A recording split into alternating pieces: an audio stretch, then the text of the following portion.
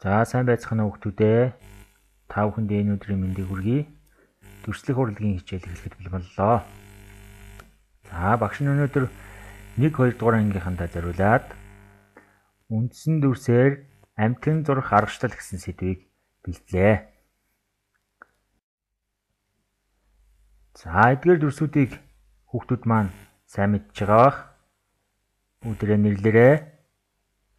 Эхний дүрс дөрвөлжин, дараагийн дүрс гурвалжин, тэгш өнцөгт дугуй дүрс байна. За эдгээр үндсэн дөрвөн дүрсийг ашиглаад хэрхэн амьтад зурж болохыг дараагийн бичлэгнээс хүүхдүүд маань үзээрэй. За хүүхдүүдээ зөвхөн гурвалжин дүрс ашиглаад ямар амьтад дүрсэж болохыг харцгаая.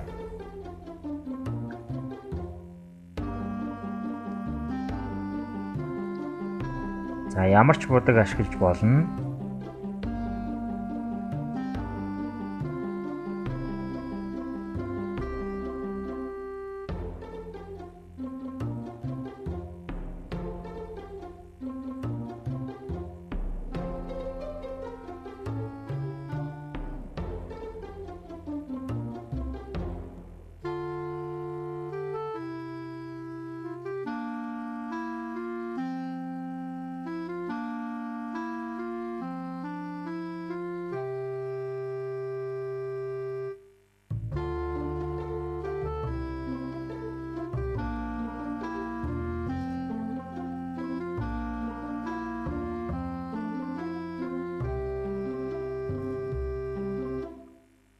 За энэ ямар амьтан бэ хүүхдүүдээ?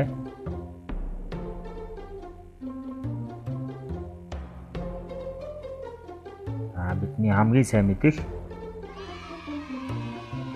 хулган байна.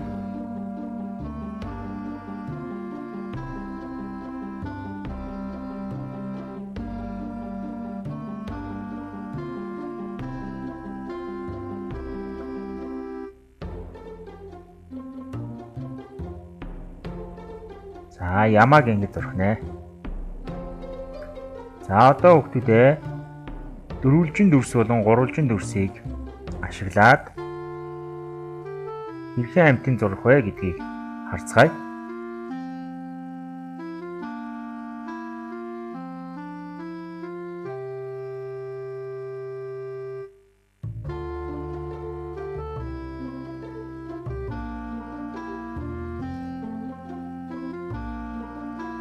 За тэгш өнцгтийг ашиглаад бас яаж амьтан бүтээж болох вэ гэдгийг үздэцгээе.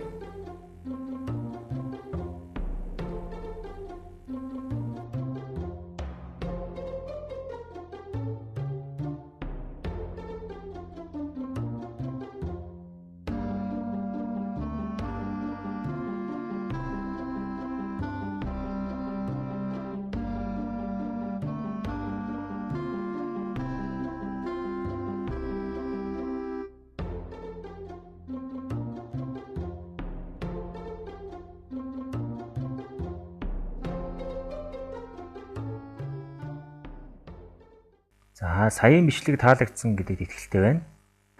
За тэгэхээр өнөөдрийн хичээлээр ямар даалгавар гүйцэтгэх вэ гэхээр за энэ ямар дүрс вэ хүүхдүүдээ? За мэдээж дугуй дүрс. За тэгвэл өнөөдөр зөвхөн дугуй дүрс ашиглан амьтад зурх юм байна. За өнөөдрийн хичээлийн хэрэглэгдэхүүн ямар хэрэглэгдэхүүнүүд байх вэ гэдгийг бүгдээрээ харцгаая. За дугуй хэлбэртэй эд зүйлс. За энэ нь болохоор манай сурагчид маань гэртээ байгаа дугуй хэлбэртэй эд зүйлсийг ашиглаж болно гэсэн үг. За скотч байж болно, төрөл бүрийн аягнууд байж болно. За цаасны цавууныхаа тагийг ашиглаж болно. Бөөрөнхий дугуй хэлбэртэй шугамаа ашиглаж болох нь байна. За зургийн хэрэгслүүд хэрэг болно. За энийг хүүхдүүд маань мэдж байгаа зургийн дэвтэр, харандаа, маркер, баллуур гээд зургийн хэрэгслүүдэд ашиглана. За мөн усан будгаа хэрэглэнэ. За усан будгийн хэрэгслүүд маань усан бодог, за нийл үр, за комбир, за усны сав гэсэн ийм хэрэгслүүд ордог байгаа. За эдгээр хэрэглэгдэхүүнүүдэд бэлтгээд за дараагийн бичлэгт анхаарлаа хандуулно. За ийм дугуй хэлбэртэй зүйлийг ашиглаад ямар амьтад зурж болох вэ гэдгийг бүгдээ харцгаая.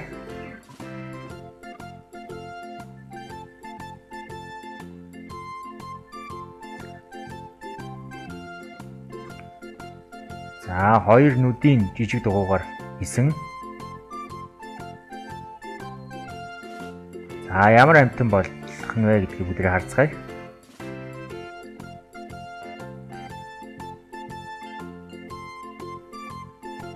За амны хэсгийг дэгж цэг тавьж хагаад таамаглаж хагаад зурвал бас их зүгээр. Баримжаа авч хагаад. За ямар амьтан бэ хүүхдүүдээ? Зүйтэй. За өхөр байна. За усан будгаараа яаж будахаа манай хүүхдүүд мэдж байгаа. Будгаа устай авч агаад нийлүүрэн дээрээ холиод за тэгэхэд дуртай өнгөөрөө бодож болно. За жижигвтер зүйл бодоход наривтер бирээ хэрэглэдэг байгаа. За том талбайтай зүйл бодоход том хавтгай бирээ ашигладаг.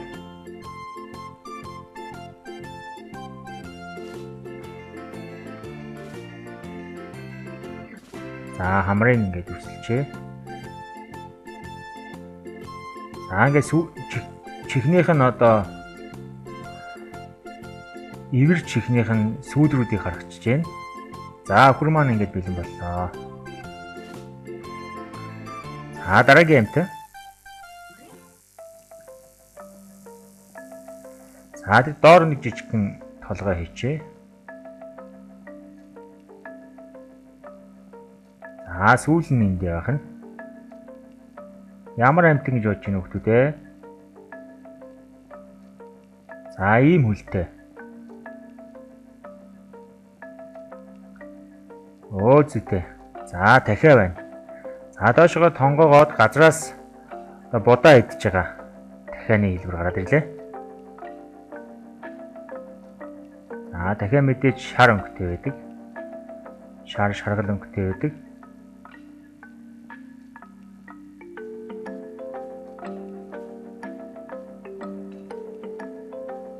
За ингээд усан бодгаараа яаж чимгэлж болно? Дахиад маань бэлэн боллоо. За дараагийн амьтан.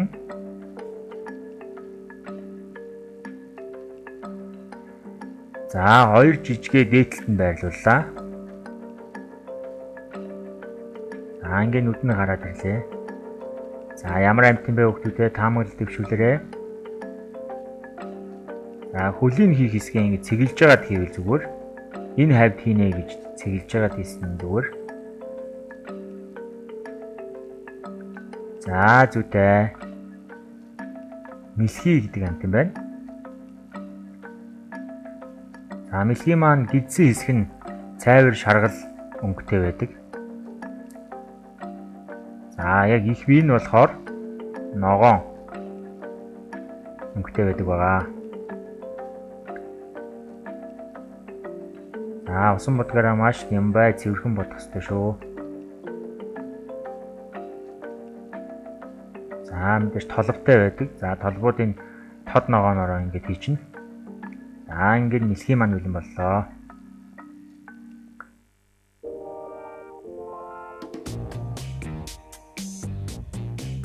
Дараагийн амьтан. За урталт нь хоёр хагас дугуй хийчлээ. Ямар амьтан бэ хүүхдүүдээ? За нүдийг хийчихлээ.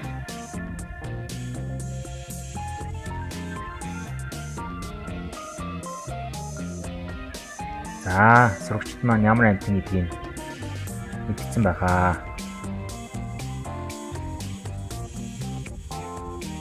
Зүйтэй загас байна. За бүгдээ загсан алтан загас болгоё. Шаргал болон болбор шар өнгөөр бодно.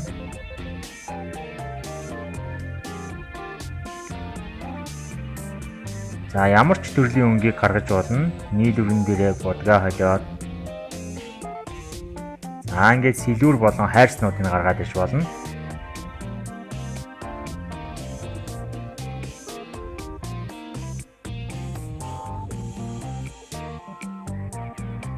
Нүдийн цэнхэр өнгөр бодлаа. За улаан өнгөөр чимгэлж болно.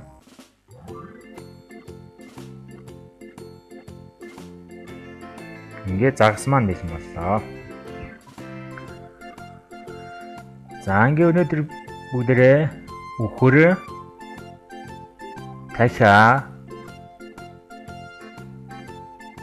мэлхий, загас гэсэн дөрвөн төрлийн амьтныг зөвхөн дугуй дүрс ашиглан зурж сурлаа. За дизайн технологийн хичээлээр хийж сурсан бар, арслан, за заан,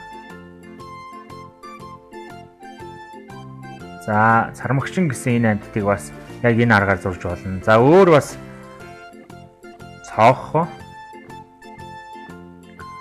хураг, гахай, туулай, нуур. За ийм амьтдыг бас яг энэ аргаар зурж болох нэ хүүхдүүдээ. За ингээд хүүхдүүд маань хичээлийн хэрэглэлтүүнийг бэлдээд бичлэгээ үзээд дөрвөн амьтангаа зураад багш руугаа явуулаарай. За анхаарал тавьсан хүүхдүүдтэй баярлалаа. Баяртай.